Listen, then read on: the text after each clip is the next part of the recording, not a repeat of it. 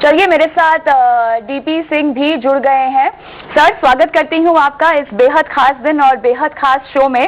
आपसे काफी लंबा राब्ता रहा है डीपी सर, और ऐसे में आपकी निवेश को लेकर ऐसी बहुत सारी बातें हैं जो मुझे पसंद आती हैं। जिस तरह से आप लोगों को समझाते हैं, सिखाते हैं, निवेश की दुनिया में उन्हें आने के लिए प्रेरित करते हैं, बहुत सारी खासियतें हैं। लेकिन एक जो आपकी बात जो मुझे बहुत ही ज्यादा पसंद है वो ये है कि आप निवेशक की दुखती रख को समझते हैं और उसका समाधान निकालकर उनको सही रणनीति देते हैं।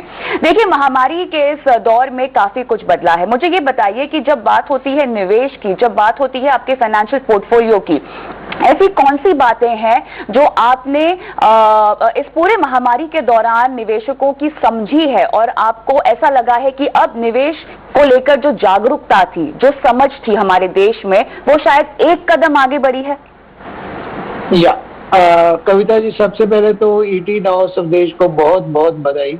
ये बहुत ही एक प्रशंसनीय कदम है जो हिंदी भाषा के जरिए से हम अपने निवेशकों के पास पहुंच रहे हैं। जो हम करना चाहते हैं क्या कर रहे हैं, या जैसे धीरेन्द्र जी भी बोल रहे हैं, बहुत कम व्यक्ति हैं ऐसे जो इस बात को समझ पा रहे हैं। मेरे को पूरा विश्वास है कि हिंदी में ये चैनल अवेलेबल होने से बहुत सारे नए लोगों को न्यूज के साथ व्यूज भी मिलेंगे। वो बहुत जरूरी है। अभी ये जो पेंडेमिक का टाइम था, ये महामारी के टाइम में हमने एक चीज देखी कि बहुत लोगों को अपने निवेश के बारे में सोचने का और बचत के साथ साथ निवेश की महत्ता का बहुत बहुत बहुत एक ख्याल उनको पता लगा कि इसकी कितनी जरूरत है और किस ढंग से किया जाए। और हमें बहुत खुशी है इस बात में कि बहुत से लोग जो ऐसे हैं जो म्यूचुअल फंड के लिए से कैपिटल में मार्केट में जुड़े हैं, तो वो उन्होंने नॉलेज बेस्ड जो इन्वेस्टमेंट किया है, जो निवेश किया है, वो उनकी महत्ता को समझते हुए, उनकी बारीकियों को समझ के जो किया, वो नंबर काफी बढ़ गया है। चाहे नंबर पूरे जितना हमारे पास पोटेंशियल है, जितने लोग हैं, जितने इन्वेस्ट कर सकते हैं, उस मामले में पूरा नंबर अभी भी बहुत ही छोटा प्रतिशत है। परंतु फिर भी शुरुआत हो गई है, लोग समझ रहे हैं। और हमने सोचा है कि जितना चैनल्स के थ्रू या और मीडिया के थ्रू या धीरेन्द्र जी के जो इतने प्रयास होते हैं उनके थ्रू, और बहुत ज्यादा लोग जुड़ने शुरू हो गए हैं। और ये एक बहुत बड़ा चेंज हमने महसूस किया है ड्यूरिंग द लास्ट 18 मंथ्स। पूरे 18 महीने 2 साल में जो भी हुआ, तो लोगों को ये हो गया कि यार निवेश करना बहुत जरूरी है और ढंग से निवेश करना बहुत जरूरी है, हमें वही काम आने वाला है। इसी मुहिम के साथ ईटी नाउ स्वदेश भी यहाँ पर वित्तीय जागरूकता को और साक्षरता को आगे बढ़ाने के मकसद से ही लॉन्च हुआ है, और उम्मीद करते हैं कि निवेशकों की भागीदारी अब और ज्यादा नए आयाम पर पहुंचेगी। लेकिन फिरोज, आपके पास मैं आती हूँ। निवेश के तमाम पहलुओं पर तो आप हमेशा हमसे बात करते हैं, लेकिन आज जो इस शो में, इस चैनल के लॉन्च पर आपको सुन रहे हैं, ऐसी कौन सी सवाल हैं जो आप चाहते हैं कि निवेशक अपने मन में रखें या सवाल पूछें जब इन्वेस्टमेंट की बात होती है, जब वो अपनी निवेश की प्रक्रिया को सिर्फ शुरू करने के बारे में सोचते हैं? ऐसे कौन से जरूरी सवाल हैं जो आपको अपने आप से पूछने चाहिए? फिरोज। कविता जी, पहले तो बहुत बहुत बधाई कि आपने बड़ा कदम लिया और कमेंसमेंट किया। जैसे डीपी सर कह रहे थे कि हिंदी एक बहुत इंपॉर्टेंट मीडियम है कम्युनिकेशन का हमारे देश में। सो ईटी नाउ का एक्सपीरियंस जो है और कंबाइंड विद हिंदी का जो पावर है हमारे देश के हर कोने में जाने का, इससे बहुत सारे लोगों का फायदा होगा। पॉइंट 1। पॉइंट 2 क्या है कि बहुत सारे लोग इंडिया में अभी तक इन्वेस्टमेंट के बारे में सोच रहे हैं, काफी सारे लोग शुरू नहीं किए हैं। तो आई थिंक पहले कदम से अगर ईटी स्वदेश उनको साथ लेके चलता है तो बहुत लोगों की जिंदगियां बदलेंगी और बहुत आर्थिक स्थिति लोगों की फ्यूचर में बहुत ब्राइट होगी।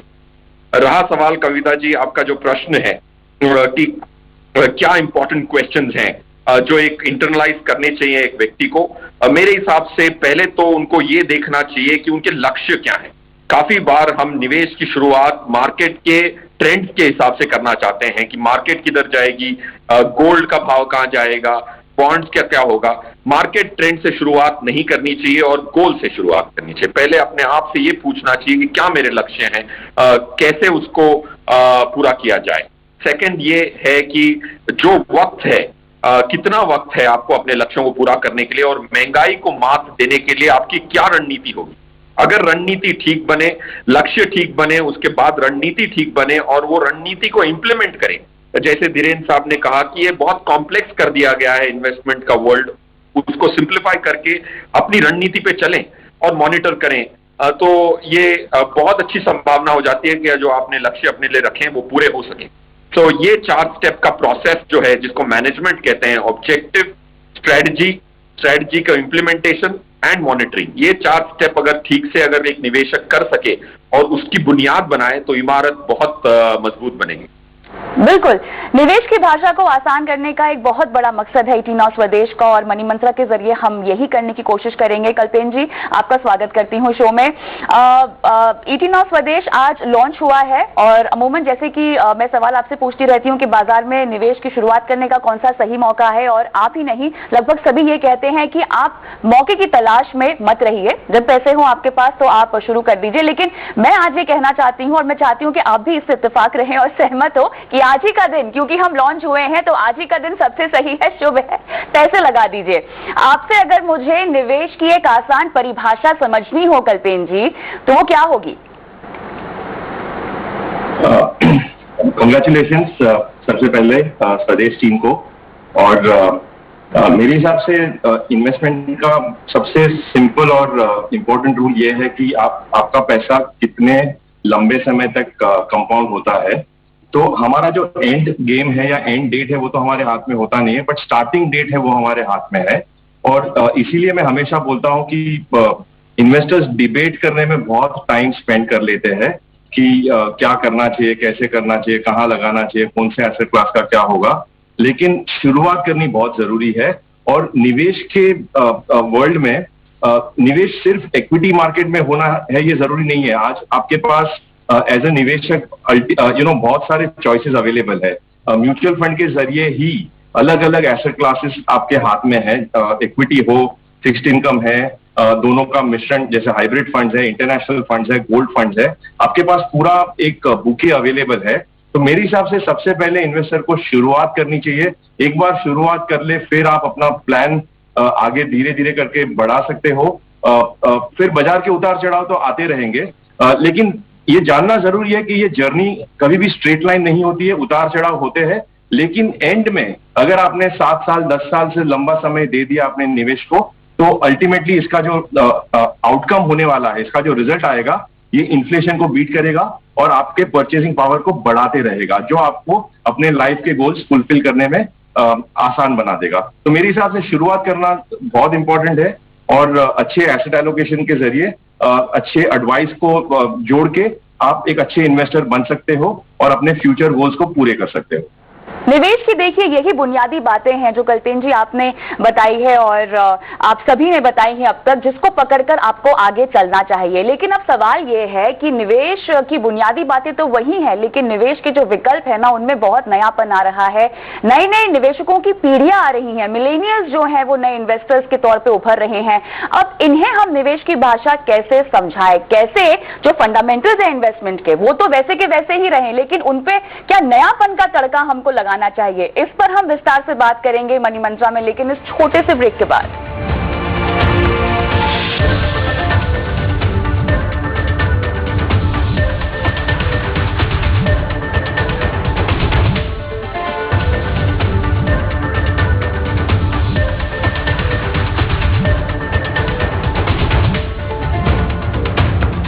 ET Now स्वदेश पे लगा है निवेश का महाकुंभ, और इस महाकुंभ में मेरे साथ हैं धीरेन्द्र कुमार, DP सिंह, कल्पेन पारेख और फिरोज अजीज। धीरेन्द्र जी, आपके पास आऊंगी। लगभग 3 दशकों से ज्यादा का अनुभव, आप निवेश की भाषा को समझ रहे हैं, समझा रहे हैं। मुझे ये बताइए कि अब जो नई पीढ़ी जो निवेशकों के तौर पे आते हुए दिखाई दे रही है, निवेश को लेके उनकी ऐसी कौन सी बात है जो अब तक आपको पसंद नहीं आती है, कौन सी ऐसी बात है जो आपको अच्छी लगती है और आपको लगता है कि शायद पिछली पीढ़ियों में ये बात नहीं थी और ये बेहतर है उनके मुकाबले? नहीं, ये अच्छे बुरे की बात नहीं है, सब कॉन्टेक्स्ट बदलता रहता है, समय बदल रहा है, तो हमारे पसंद नापसंद से फर्क नहीं पड़ता है। हाँ, जो अंतर आया है वो ये दिखता है कि जब मेरी करियर की शुरुआत हो रही थी तो हमारे पास खर्च करने का साधन ही नहीं था।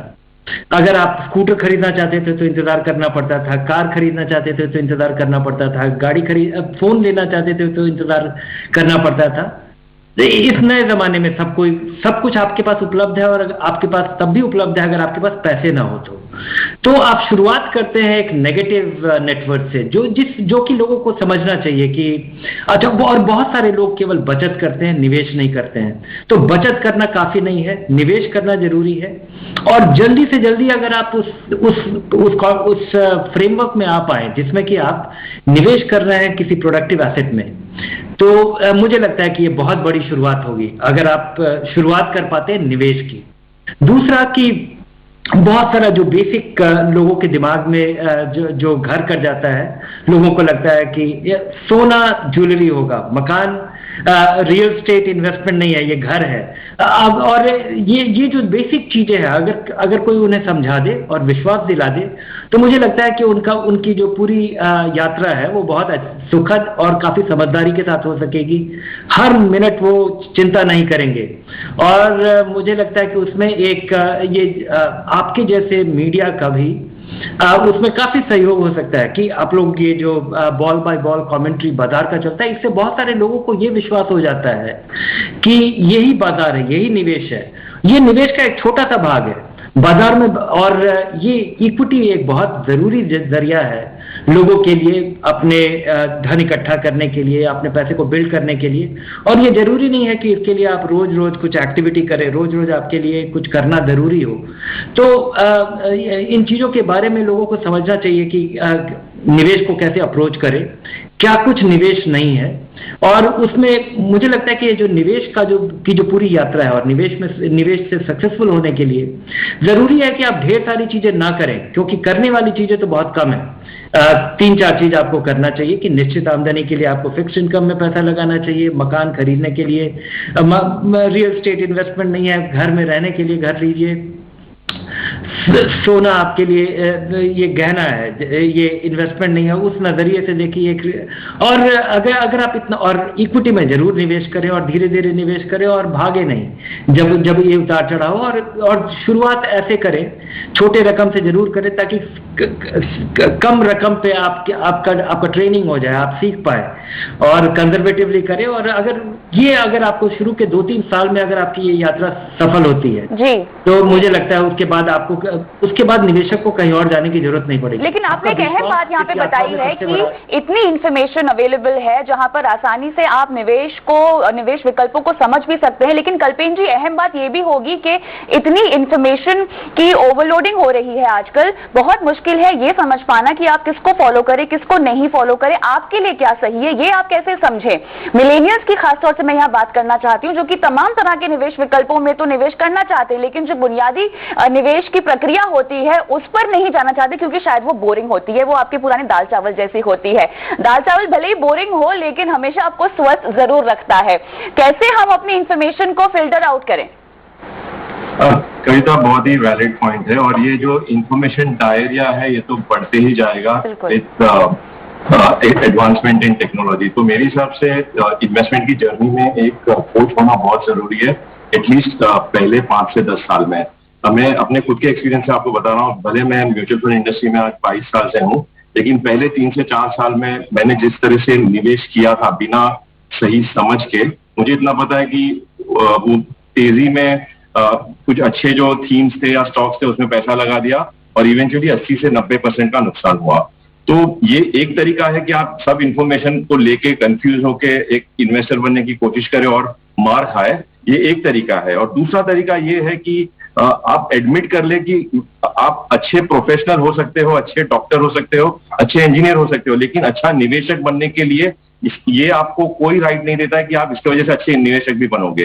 तो मेरा ये सबसे एडवाइस होगा कि सबसे पहले शुरुआत कीजिए, या तो खुद पढ़े, और अगर आप पढ़ के कंफ्यूज हो रहे हो तो एक अच्छे एडवाइजर को ढूंढ ले।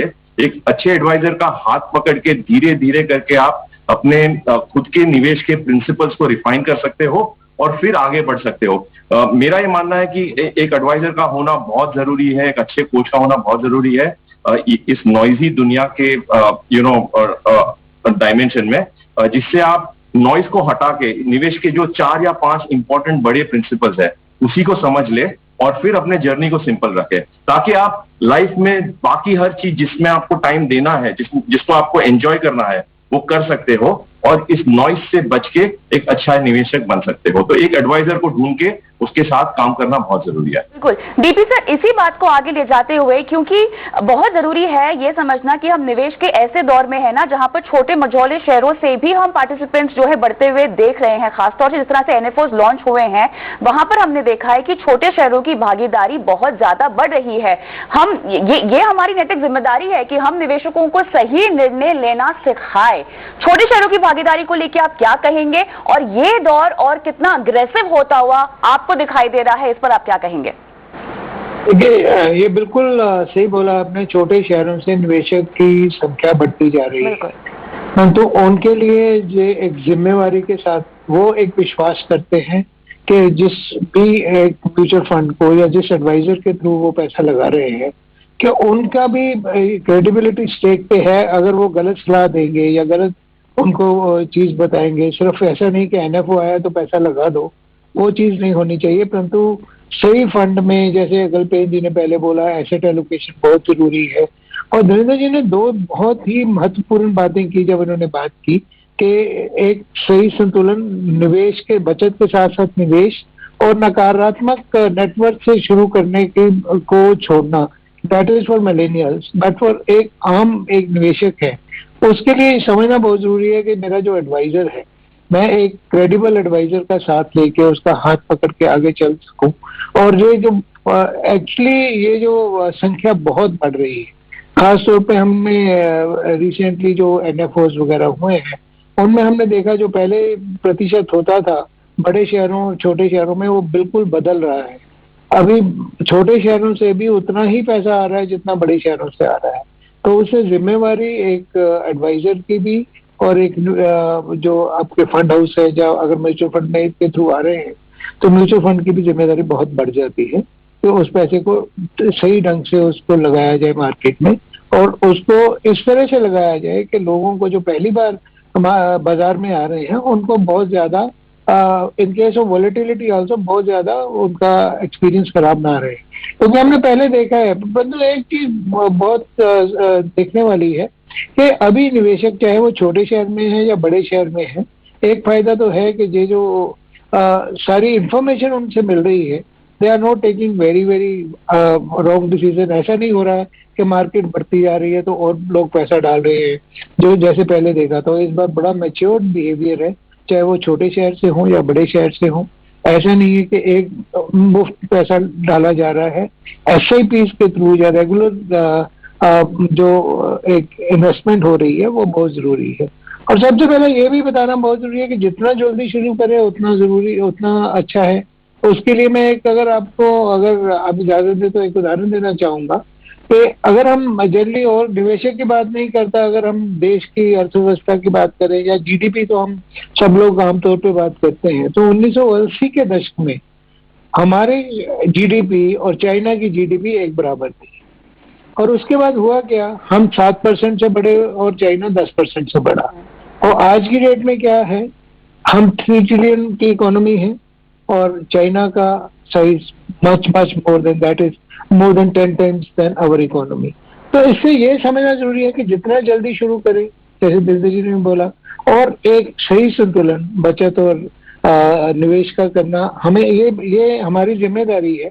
ET स्वदेश के थ्रू या हम अपने जो भी एक निवेशक प्रोग्राम होते हैं, बहुत ज्यादा लोगों के पास ये मैसेज पहुंचना बहुत जरूरी है, इंक्लूडिंग मिलेनियल्स। बिल्कुल, आप और हम तो हमेशा है ही लोगों की सहायता करने के लिए और उनके आर्थिक सपनों को साकार करने के लिए। लेकिन फिरोज, क्योंकि आपकी खुद की मेहनत की गाड़ी कमाई है, आपको भी कुछ जिम्मेदारी उठानी होगी। आप अपने लिए एक प्रोफेशनल सलाहकार लीजिए। मुझे ये बताया, अगर कोई वाकई अपने लिए कोई फाइनेंशियल प्लान लेना चाहता है या इसी तरह की कोई प्रोफेशनल सर्विस लेना चाहता है, कौन सी ऐसी बातें हैं जो एक रेड फ्लैग की तरह उभर कर आ सकती हैं? कौन सी ऐसी बातें हैं जो आपको इग्नोर करनी चाहिए या बच जाना चाहिए कि नहीं, ये इंसान सही नहीं है मेरे लिए, ये मेरा पैसा नहीं संभालेगा? देखिए कविता जी, जब आज के दौर के निवेशक बात आते तो वो काफी पेशेंस को एग्जिबिट नहीं कर पाते। तो जैसे डीपी साहब ने कहा, देवेंद्र साहब ने कहा कि एक एडवाइजर की जरूरत पड़ती है हैंड होल्ड करने के लिए, तो एडवाइजर की पहली इंपॉर्टेंट खासियत यह है कि वो आपको इंप्रेस ना करे बट समझाए और पढ़ाए, और वो लर्निंग कर्व में एक निवेशक को साथ ले जाए, ताकि 5 साल के रिश्ते के बाद निवेशक एक बहुत अच्छा क्वेश्चन भी पूछ सके एडवाइजर को। So advisors most important quality मेरे हिसाब से is to take the investor through the learning. जब बुरा समय आएगा मार्केट में तो ये जो सीख है, जो फाउंडेशन है, वही काम आएगी, वरना जज्बातों से निर्णय लिए जाएंगे ना कि दिमाग से। So that's one very important quality. दूसरी, एडवाइजर से हमेशा ये पूछें कि वो अपने पैसे के साथ क्या कर, राइट? अगर पैसे जहां वो अपना money where the mouth is, जो कहते हैं अंग्रेजी में, कि वो अपने पैसे के साथ वही करे जो आपको एडवाइस दे रहा हो। माना कि उसकी रिस्क की क्षमता अलग होगी, आपकी अलग होगी, वो ज्यादा पैसे इक्विटी में लगा सकता है, आपके कम लगा सकता है, बट डायरेक्शनली एडवाइजर कहे और करे एक समान, ये बहुत इंपॉर्टेंट सेकेंड क्वालिटी है। थर्ड, उसकी जो नॉलेज लेवल्स हो वो बहुत इंपॉर्टेंट हो, ना कि मार्केट की ट्रेंड पे ना नॉलेज, इन्वेस्टमेंट की कॉन्सेप्ट्स। और चौथी बात यह है कि आज की जो करंट इन्वेस्टर कम्युनिटी है उसकी जो पॉजिटिव एस्पेक्ट यह है कि वो आज सेंसिबल रिस्क लेने के लिए तैयार है। 20 साल पहले जो निवेशक थे, 30 साल पहले, वो रिस्क के नाम से घबरा, तो आज वो रिस्क एपेटाइट थोड़ी बड़ी है, शार्प है, इन्वेस्टर इम्पेशेंट है, नई चीजों को हर महीने ना पुरानी चीजें अगर चल रही हो, हो रहे हो, तो क्यों नहीं तो नई चीजों की तो अच्छा एडवाइजर कहना है। बिल्कुल, चलिए यहाँ पे संपर्क टूट गया थोड़ा सा फिरोज के साथ, लेकिन जो वो कहना चाहते थे वो बिल्कुल समझ में आ चुका है। देखिए, निवेश पोर्टफोलियो के लिए आपका नजरिया होना बहुत जरूरी है, आपके निवेश लक्ष्य क्लियर होना बहुत जरूरी है, निवेश विकल्प को लेकर आपके पास कितनी जानकारी है ये समझना आपके लिए बहुत जरूरी है, और यही हमारे तमाम पैनलिस्ट आपको समझाने की भी कोशिश कर रहे थे। मैं इसी नोट पर आप सभी का बहुत बहुत धन्यवाद करना चाहती हूँ। आप लोगों ने बेहद कीमती समय निकाला ईटी नाउ स्वदेश के लिए, मनी मंत्रा के लिए, और आगे भी ये सिलसिला बरकरार रहेगा। फिलहाल आप सभी का बहुत बहुत शुक्रिया। इसी के साथ मनी मंत्रा के इस खास शो में अब वक्त हो गया है विदा लेने का। हम आपसे वादा करते हैं सोमवार से शुक्रवार हर रोज शाम 5 से 6 बजे तक आपके लिए लाएंगे निवेश के नए नए मंत्र, और हमारे साथ होंगे बाजार के बड़े दिग्गज। नमस्कार।